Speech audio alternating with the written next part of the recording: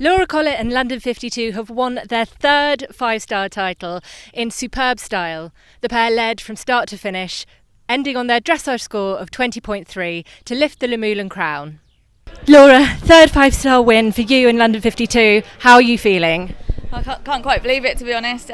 He's been just incredible all week, well, all his life really, but this week he's just put in 3 foot perfect performances, and he's definitely getting better with age, which is really exciting, and I can't quite believe it's all come together, and I look back and think everything happens for a reason, and absolute blessing in disguise that he struck into himself and missed badminton, and it's a pretty special horse to win 3 different 5 stars. It certainly is, and you said the other day that pressure is a privilege. How do you cope with the pressure going in on the final day like this? Yeah, I definitely didn't feel privileged earlier. He's an insane horse. He just seems to know when it really matters, and he just tries harder and harder and harder the more pressure there is. He's got such a reputation that I just don't want to let him down, and he deserves to be a multiple 5-star winning horse, so I'm just glad I've allowed him to be that. Well, he is. Huge well done. Thank you so much. Kitty King and the super grey Vendredi Beats were on top form again all week. They've put some of their gremlins behind them from recent 5-star starts and showed exactly what they're made of. They retained their second place after cross country to finish on the podium next to Laura. Kitty, brilliant result there. How was he today? Oh, he was absolutely fantastic. He didn't feel like he'd been 11 minutes yesterday.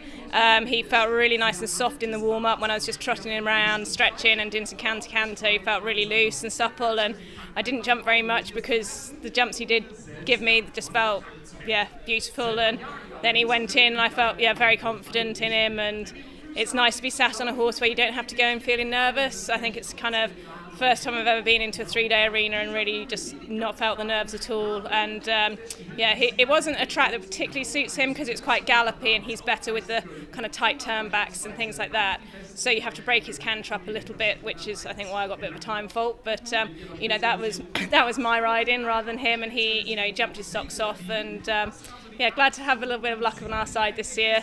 And it's just shame to always have to be up against London, but to me it's like a win for him because London is just the most special horse, and mine's pretty damn good too. He certainly is. Did you watch any this morning before you went? I watched quite a few this morning just to see how the distances were riding and what the time was like, so I'd got a plan from walking which I did stick to, but it's just nice to see how it's all going, and it's been a great week. Well done. Thank you very much. World champion Yasmin Ingham added another top performance to her CV, finishing third with Ray DJ. Yas, another fantastic performance today here at Luhmühlen. How was he in the show jumping? He was incredible. He jumped like he was on springs. I think when he cantered through into the arena, the crowd was really lit up, and I think it made him sort of show off even more. So he jumped an excellent round, just 1 second over the time, I think, but clear jumping, which is the main thing, and maintained his third position. So I literally could not be more proud of him this week. It's just been magical. And watching him, you wouldn't have known he'd gone cross-country yesterday. Yeah, it's funny really because, he finished yesterday and he had a bit of a snooze in his stable whilst we were icing him and looking after him, and he came out this morning like, he's not done anything, so that's just exactly what you want. And I don't like to ask too much about where next because enjoy this moment, but have you got any plans for further in the summer where you'd like to hope to be aiming towards?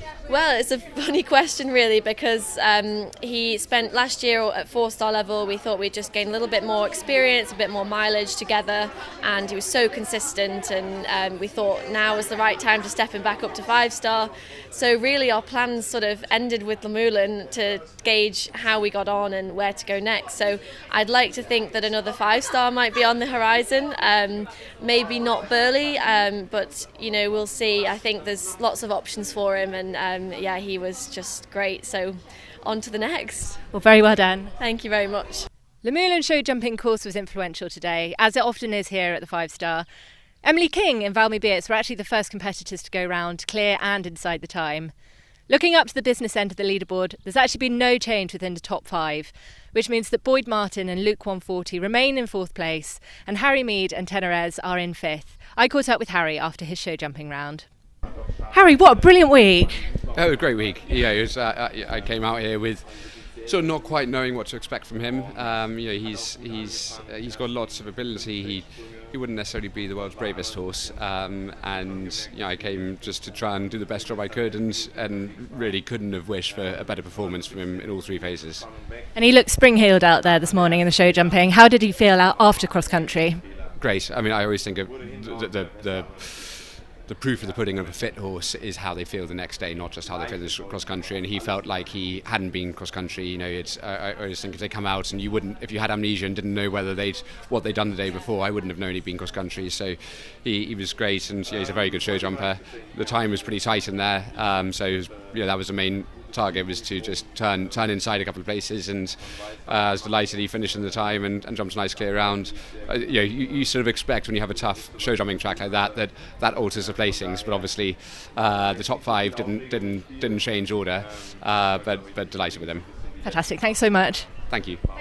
In sixth place was Tom Jackson and Farndon. As I said yesterday, this is a horse that you really need to have on your radar. He had 2 flawless jumping performances and rocketed up the leaderboard because of it. Head over to our video from Saturday's cross country to find out more about him. Oliver Townend finished 7th and 9th with Swallow Springs and Tregilder respectively, and Boyd also had 2 horses inside the top 10. As well as his 4th place finish with Luke 140, he also finished 8th with Federman B, while Germany's Jerome Robinet and Black Ice were the highest place combination from the home side, completing the top 10. Thanks very much for watching all of our action here from Luhmühlen. Don't forget to head over to the Horse and Hound website for all the latest news from here, and to pick up Thursday's print issue of the magazine for the full report. And to like and subscribe to our YouTube channel for more content.